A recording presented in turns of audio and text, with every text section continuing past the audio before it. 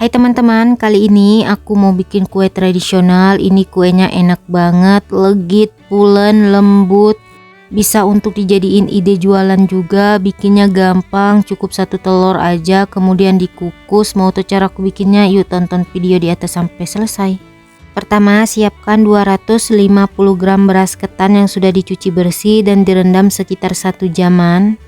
Kemudian beras ketannya pindahkan ke dalam wadah tahan panas atau ke dalam loyang, lalu tambahkan setengah sendok teh garam, 1 lembar daun pandan dan 200 ml santan. Untuk santannya aku pakai kekentalan sedang ya teman-teman, kemudian diaduk sampai semuanya tercampur rata. Sebelumnya aku sudah panaskan kukusan, lalu masukkan loyang yang berisi beras ketan, kemudian kukus sampai matang.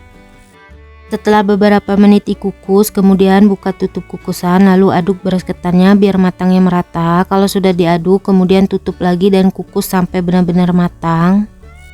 Sambil nunggu beras ketannya matang, kita bikin untuk adonan selanjutnya. Siapkan 1 butir telur ayam suhu ruang, masukkan 1 bungkus vanili bubuk, 150 gram gula pasir, 1/4 sendok teh garam, kemudian telur dan gulanya diaduk sampai gulanya larut. Kalau gulanya sudah larut, tambahkan 60 gram tepung terigu. Tambahkan juga 1 sendok makan penuh tepung maizena dan 150 ml air jus pandan. Dan yang terakhir, tambahkan 150 ml santan kekentalan sedang. Kemudian semua bahannya diaduk sampai benar-benar tercampur rata. Selanjutnya balik lagi ke beras ketan yang tadi dikukus. Setelah beberapa menit dikukus, tes beras ketan, kalau sudah matang, angkat dan keluarkan dari kukusan. Sebelumnya aku sudah siapkan loyang ukuran 18 cm, alasin dengan plastik atau daun pisang, kemudian olesin tipis-tipis dengan minyak goreng. Selanjutnya masukkan beras ketan yang tadi sudah dikukus sambil ditekan dan diratakan kurang lebih seperti yang di video. Pastikan beras ketannya ini padat ya teman-teman, biar lapisan atasnya nggak rembes ke bawah.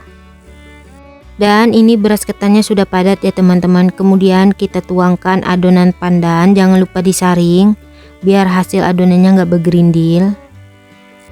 Kalau adonannya sudah disaring, kemudian adonannya ini siap untuk dikukus. Untuk kukusannya panaskan kembali, kemudian masukkan loyang yang berisi beras ketan dan adonan, kukus kurang lebih selama 45 menit atau sampai matang. Untuk apinya gunakan api sedang cenderung kecil dan tutup kukusannya jangan lupa dialasin kain atau serbet bersih.